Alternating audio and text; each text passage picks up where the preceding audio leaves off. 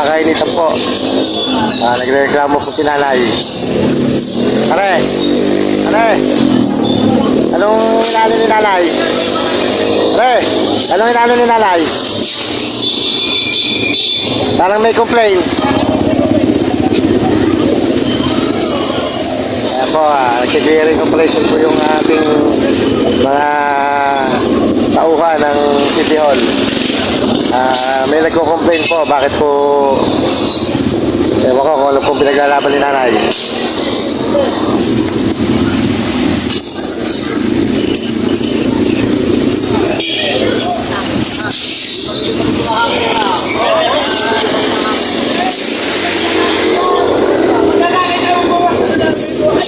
Ay, sabi si nanay.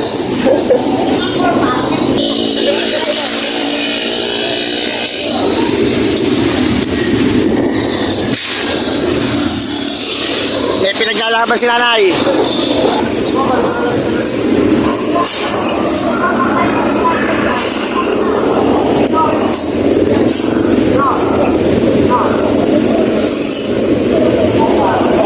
Kaya po, nagkaayos na po at nagkapaliwalagan na po kung bakit po, kung ano po yung pinaglalaban po ni nanay.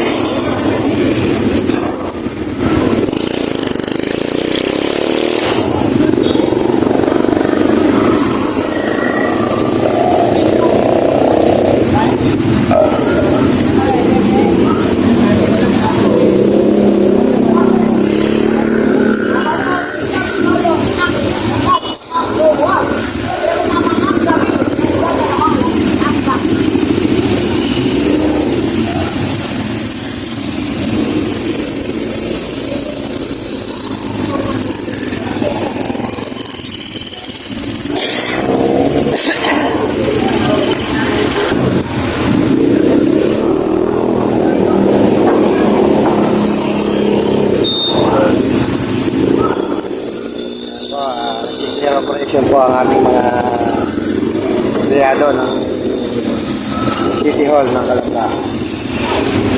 Naglilinis po sila ng mga sidewalk, mga basura po na nasa sidewalk.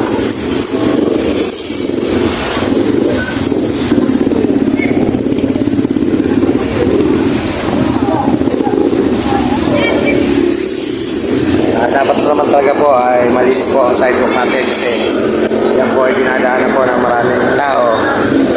Kaya po dapat po ay malinis para po hindi maabala po yung mga ating mga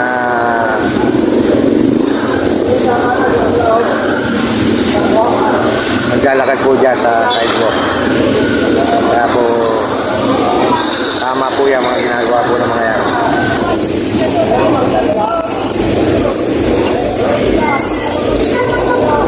Ito po ay pag-uutos po ng ating buting mayor, si Mayor Rasusan.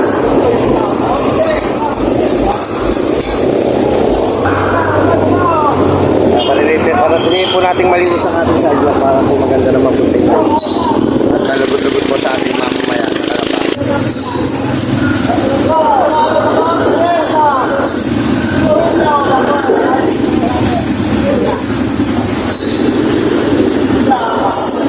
Ayan po, malinis na po yung sidewalk. Nakita niyo naman po yung dami po ng basura na nakakot po ang ating mga butihing empleyado ng City Hall ng Calamba. Isang truck po ang nakakot nila. Napakaganda po tingnan kung malinis po ang ating sidewalk. Tagal po nang nakakalat na po yung mga basurang yan. Nung Pasko pa po, nandiyan na po yan. Kaya po yan, napakalinis po ng ating sidewalk ngayon. Itong iba nung ayun po, pati mga bubog, mga karamel ay nagkalat po. Pinakot din po ng ating mga puting empleyado ng City Hall po yan. Makikita nyo naman po at talaga po sila nagtatrabaho po at hindi sayang ang pinasasahod sa kanila.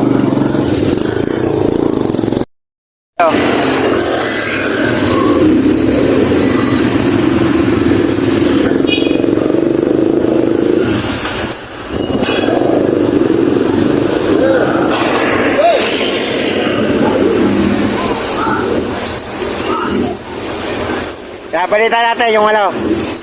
Yung magandang ginagawa ng ating gobyerno.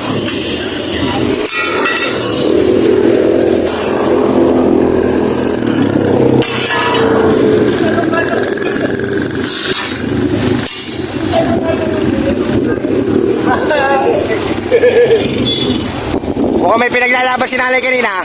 Ha? May pinaglalaban si nanay. Kasi sinabihan ko kasi nakikita ko pagka tinatawid nila yung basura dyan. Tama lang. Sabi ko huwag nyo itatawid. Kaya nadami eh. Yun nga. Mabuti ka, nalinis na eh. Oo, tapos inirequest ko na naman eh. Tinawag ko Ay, ikaw ba tumawag niyan? Oo. Kaya Inirequest ko na makuha lahat yan. napakadumi naman talaga eh. Sila naglalagay pala dyan ng mga basura. Bago siya pagalit. Sa resin galing yung mga telephone. Mga yan. Yung tiles na yan, sa rice yan. Yung mayari oh. Yung mataba. Oo, yan. Ay, ang mamayari niyan. Oo, yan. Paparado yan. Di wala yung price yan. Ano? Inak, Ito. 20 lang. 20. Mabili nga ako na eh. Ay, ako yung nagbablog ha. Bablog ko lang to ha. Opo, 20 lang po yun. Pulso mo, buy one, take one pa. Kaya bahala. Kaya bahala. Vlog mo ako sa... Ito, buy Ayan po, one, si Nanay, take oh. one. Nay, ilan Buy taon ka, one, Nanay? take one. Nay, ilan Dito taon ka? ang pipino sa Calamba, Laguna. Ay, ilan taon ka na nay? 58. Ay, bata pa pala si nanay. Hindi pa senior. Buy one, take one. Nakita ko kayo doon. Libre sa class. Ay, nakita ko kayo doon kanina. Oo. Ano pinaglalaban nyo? Naglalaban ko ang karapatan pang tao kasi sila ang yaman-yaman nila. Ang mga basura nila, hindi nila nilalabas sa tamang oras. Yeah. Ngayon, ako nagiging team leader dyan sa mga vendors. Tira ko, kahit wala ko pira lumalabas dyan, gawa sa mga namumulot ng basura, inuutusan ko para malinis ang basura sa Calamba. Dito sa side na to. Yung pala yung inaano nyo kanina. Ngayon, pinaglalaban ko kasi discussing sila dyan eh. PLDT yan. Wala silang kalapatan magtapon ng basura dyan. Ibig sabihin, nagtapon kaya, Sara. Boy, hindi alam ni Ma'am yan ang ginagawa nila. Yun ang tinawag ni 20. Yan ang tinawag ni Foreman ang pinaka-foreman ng naghahakot ng basura para ma-report, para mabigyan sila ng memo na malinis ang kalinisan dyan. Pero wala, binabaliwala. Ay, siyempre, kaya naman eh. Sila binabaliwala nila. Kaya mga siya Kaya sabi ko, hindi ko natatakot. Ang pinaglalaban ko yung karapatan pang tao at ang bilang officer ko dyan, may karapatan ako dyan, wala silang laban sa akin dyan kasi ako ang officer dyan eh. Officer ako ng mga vendors. Paano naman kami? Kami ang pinagbibintangan ng mga vendors na kami ang nagkakalat ng basura. Hindi naman po pwede na apak-apakan na lang. Pero bigyan mahirap kami, apak-apakan na lang. Hindi po pwede yun mangyayari sa amin. Kaya noon pa man, ako talaga, marami kami, matatanda na kami nakikipaglaban sa bagkita.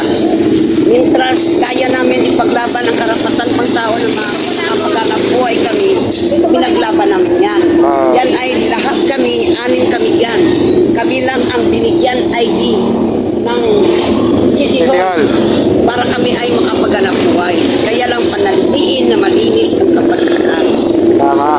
Yung pala yung pinaglalaban nyo kanina. Pinaglalaban namin ang aming karapatan yan. Ibig sabihin, walang kalalaman yung may-ari ng Sara. Hindi alam ni Ma'am yan. Paano naman malalaman ni Ma'am na tinatapon nila? Ang may kasalanan dyan, yung foreman na gumagawa doon sa loob na pinapatapon sa mga dicer, sa mga boy, na wala sa oras. Yun.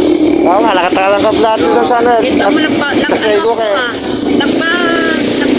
reklamo talaga ako, pinarating ko talaga sa foreman. Oo nga, baka nila, kaya pagbintangan na, di ba? Sabi ko, hindi ako natatakot, malinis ang konsensya ko. Bakit ko naman sila hindi kalabanin? Pero kay baka may pira sila, gaganityohan lang nila ang walang pira. Tama po.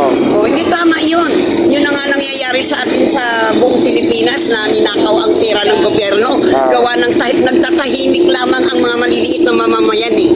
Walang boses sa Walang masa. boses, tama. Diba?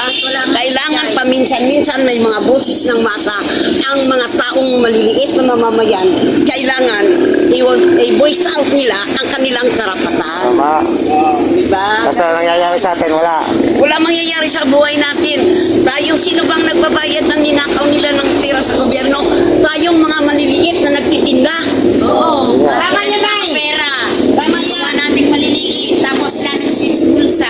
ganun talaga. Kasi gobyerno ng ano eh. Binubuntis mo lang ng mga anak natin. May Ang utang na. ating mga anak, mga May apo utang na. natin, apo-apo natin, may utang na. Tama. Sa anong dahilan? Sa pagnakaw ng pera ng gobyerno? Ayan po, si Nanay Bakit ka nagpapaliwanag po. matatakot magsalita? Kung saan nangyayari sa Ang mga bansa. nangyayari sa kapaligiran ng Pilipinas, wala nang peace talk, wala nang Magulo, lalong gumulo na, Nay na. walang sharing, walang peace talk, lalo-lalo nagkakagulo ang buong Pilipinas. Lalong lumala. At dapat kailangan ng Pilipino, peace I need with your love. Tama. Sa puso ng Pilipinas, ilabas natin ang karapatan natin pang tao. Sana makarating kay Presidente ang sinasabi ni Nanay sa inyo. Dito ako tumanda sa Kalamba. Yeah. Hanggang ngayon, naghihirap pa rin ako. Hindi, ito, nakabidyo ito. Hanggang ngayon, Ano to naghihirap sa pa rin channel ko, ako. i-upload ko pa sa channel ko. Sa hirap ng buhay ko, naghihirap pa rin ako. Hanggang ngayon, wala pa rin ako ng bahay. Nangungupahan pa rin ako. Sana makarating kay Presidente ang hinihiling ko. Si Nanay, ilabas yung kanyang Nilabas ko na ang gobyerno. hinihinain ko sa bayan natin kasi lalo na tayo naghihirap eh. 58 years old na si Diba? Nanay, pero wala pa sariling bahay daw. Matagal na ako, residente ako ng buong Kalamba. Wala ako sariling bahay dito kasi wala akong malapitan kung sino magbibigay sa akin ng maliit na tirahan. Tama. Wala. Pira-pira. Pera, laban. Ang kailangan dito para magkaroon ako ng bahay. Pero residente ako dito sa Kalamba. Nay, ito po yung aking bayan. Yun na sana mabigyan tayo ng hindi mabigyan ang karapatan pang tao ang mga karapatan tao lang mahihirap. po. No, hindi lamang mahihirap. Kasi yun ang nawawala sa atin eh. Oo. Sa gobyerno natin. Oo, ganun. At sana magkabati na magmamahala na ang kapwa Pilipino. Tama. Bawat Pilipino, naiyak ako. Magdahon ako sa mundo. Kailangan sana ang mga Pilipino magbati-bati na, magbigayan, sharing, magbigay ng proteksyon sa mga mahihirap. Hindi lamang puro mayayaman ang bibigyan ng atensyon. Pantay-pantay, Kundi yeah. pantay-pantay. Walang labis, walang kulang. Walang mayaman, Kasi walang mahirap. pagdating ng panahon na sila ay iwiwilga, ang sinasabi ng sigaw ng bayan, wala pare-pareho, walang kulang, walang labis, pare-pareho sila, nangungurakot sa gobyerno. Kapag nanakaw. Ang sigaw ng bayan. Yun na dapat, hindi na dapat na mangyari sa atin yan. Kasi nangyari na sa atin ang mga trahedya. Diyos ang nakakaalam sa ating buhay. Pero ang pagbabaha, sana wag na maulit kasi maraming maepektuhan ng mga maliliit na mamamayan. Dapat yung mga malalaki ang yung mga nasa gobyerno dapat ang head. Awa ang mga Pero mahihirap. pag mga ganun trahedya, malilit pa rin ang kakawa. Maliliit pa rin, nagbabayad tayo. Mamamayan pa rin ang Kahit dudusa. maliliit kami, nagbabayad rin kami ng tax ng gobyerno. Saan ba napupunta ang aming kita? Namimili kami ng mga gulay. Mayroon kami mga tax. Namimili kami ng mga kung saan-saan kami, abot kami ng Divisoria. Ang sinasakyan namin, boss, binabayaran namin. Bayad pa rin. Ang gulay namin makakarating sa Kalamba, May bayad binabayaran pa rin. namin. Pinuhuli ka. Madaling araw. Walang problema ang huli na yun. Kasi Normal lang po yun. okay lang yun. Natural yan. Kasi ano yan eh, palisi ng mga Di ba, Nay? Ang ganito lang yung ating Traffic sana enforcer. mapansin ni Presidente Marcos. nananawagan ako kay Presidente. Kahit ating mayor dito, mapanood. Kahit ang ating mayor dito, Presidente Para ako kayo ng Kalamba. mabigyan ng bahay. Wala man lang nagtulong sa akin na ako Matulungan kayo. ay may bahay dito. Hindi nga po. Di po, ang ganito Ang lang po. tagal ko nang naghihingi ng bahay, pinapapunta ako doon, pinapapunta ako dito. Sumuko na ako kasi matanda na. Pero wala. Wala pa rin. Hirap pa din, no? Pero okay pa rin sa akin. Siguro hanggang dito na lang po yung ating simpleng vlog. Maraming salamat po sa mga subscriber at mga viewers, mga silent viewers na nanonood kay Kuya Allen. God bless po sa inyo lahat. Salamat po. Shoutout nga pala po kala Kuya Mabi TV, kala Ma'am Tikam Kang, at kay Mami Larissa Figa, shoutout po. Salamat po sa patuloy na suporta po sa mga video ko po. Maraming salamat po. God bless po ulit. Maraming salamat po.